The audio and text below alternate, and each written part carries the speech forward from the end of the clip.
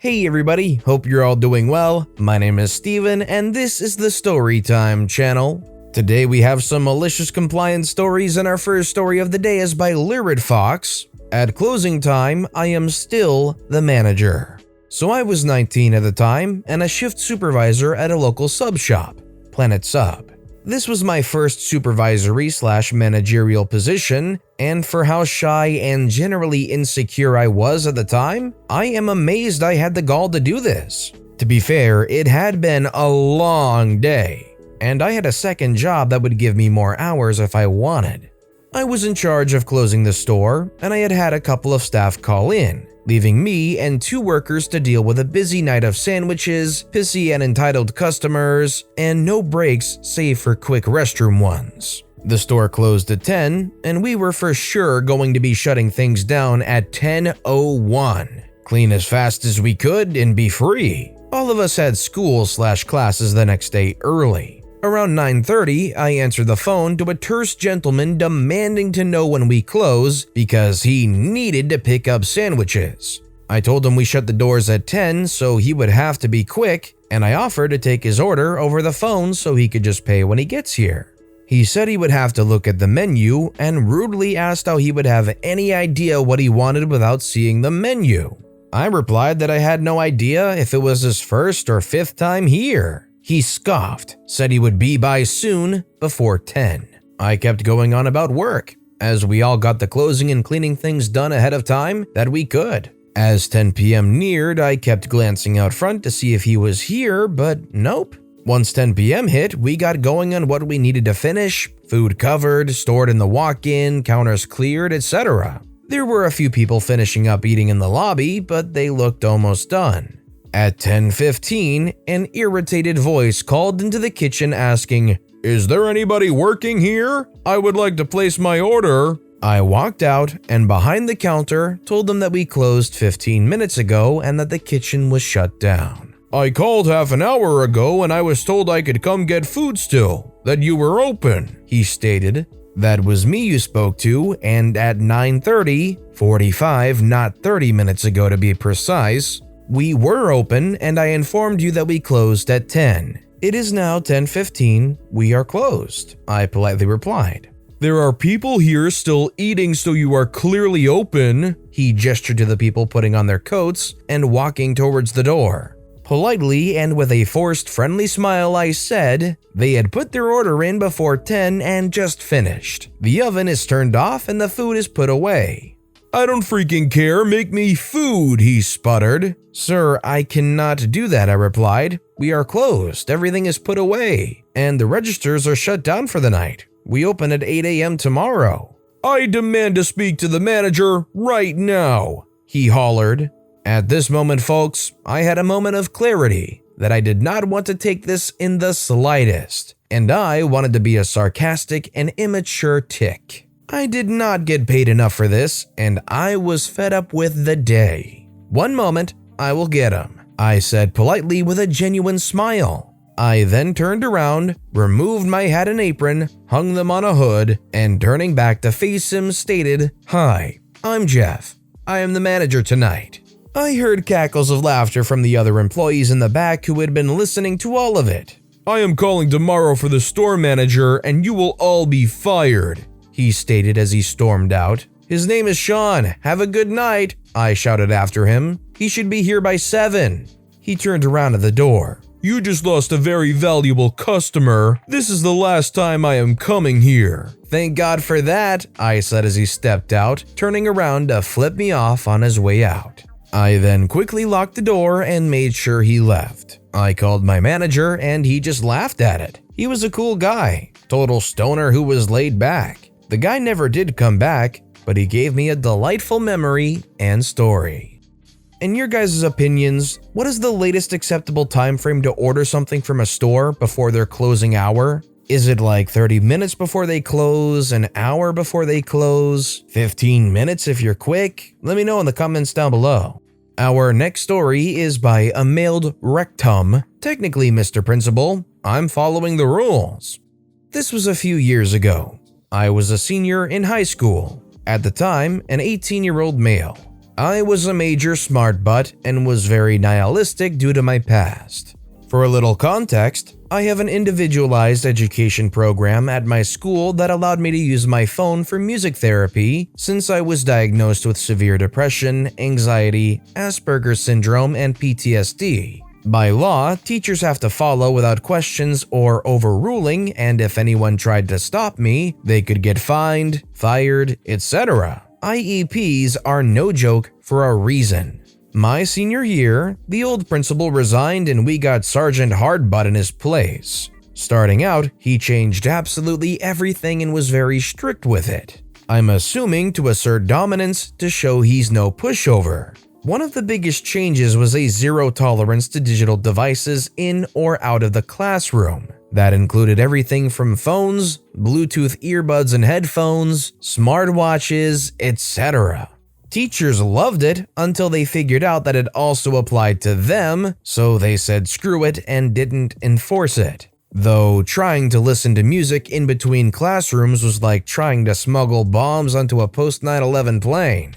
I had a lot of the same teachers from the year before, so they knew my story and I was a good student, but I had a sense of humor and was hard-headed, and they knew I could find a loophole in anything to get my way or prove my point.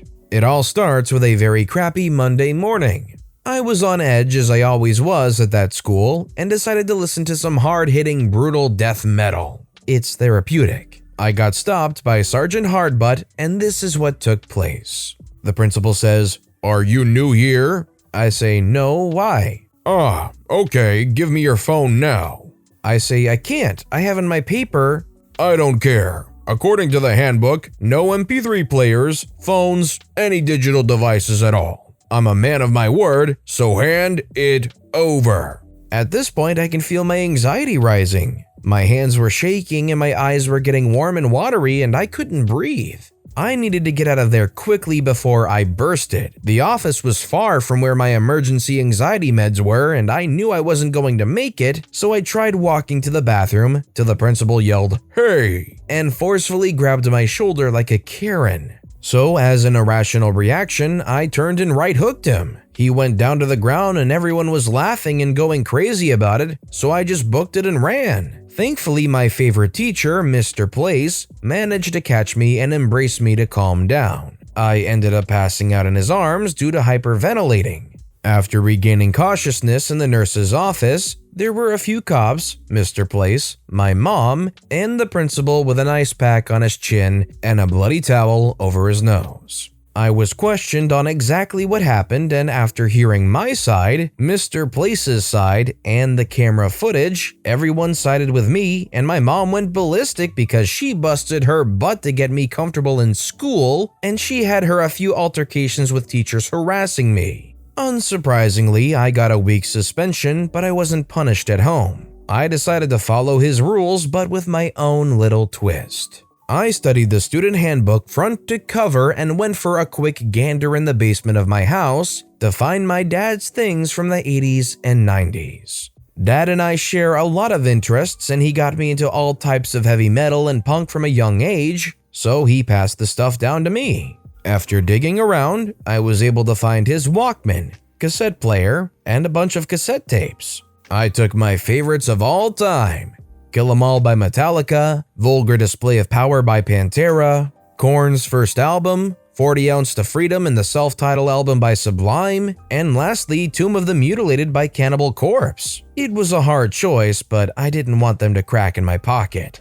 The first day I was back to school, I was the talk of the school because I laid out the principal. I'm embarrassed and felt bad about it, but it was in the past. I saw Sergeant Hardbutt by my first class, Mr. Place's class, so I stepped to the side and popped in a cassette tape. Walking back, Sergeant Hardbutt smirked and told me to step over to have a talk. "Looks like a week didn't give you enough time to think. Come with me." "I'm sorry, I'm not breaking any rules." "Boy, don't make me out to be stupid. You obviously have your phone and listening to music. Last time I checked, my policy is still in effect." "Right, so technically I'm following your policy of no digital devices." "Fine then, you want to play smart? Prove it then." I proceeded to pull out the Walkman and some of the cassettes. He looked very confused.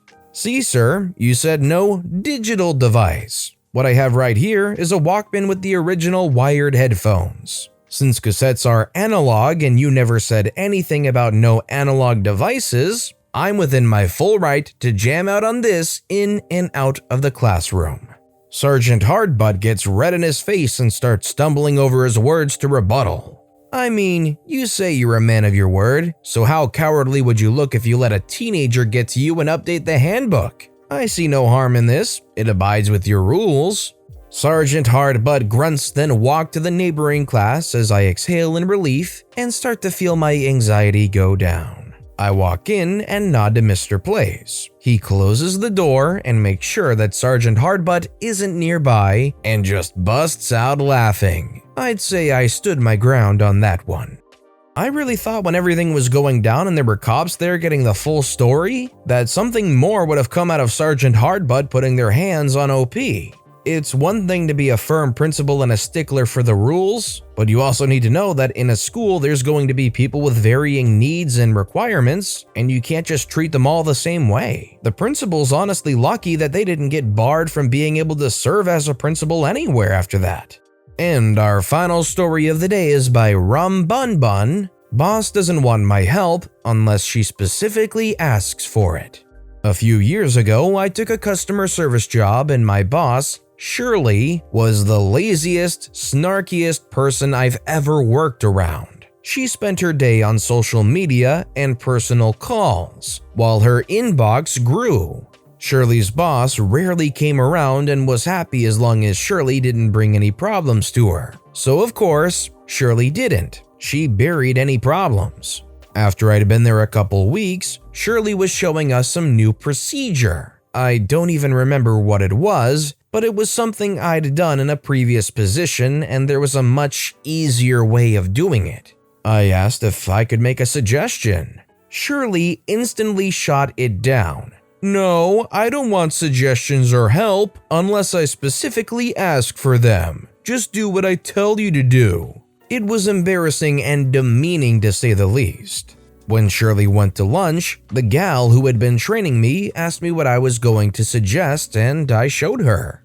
She agreed it was much more efficient and she showed the others. She told me they just worked around Shirley. They all disliked her and just waited until she was away to discuss problems and come up with the solutions and left Shirley out of it. A year later, the lady who trained me retired. Before she left, she showed me how to run phone statistic reports. They showed how many calls each rep took, how long the calls lasted, how many rings before each call was answered, typical call center stuff. She asked me to take over putting together a report including email statistics each month to send to the e-commerce manager. Shirley was to give me the email statistics. After the first month, I emailed Shirley asking for the email stats.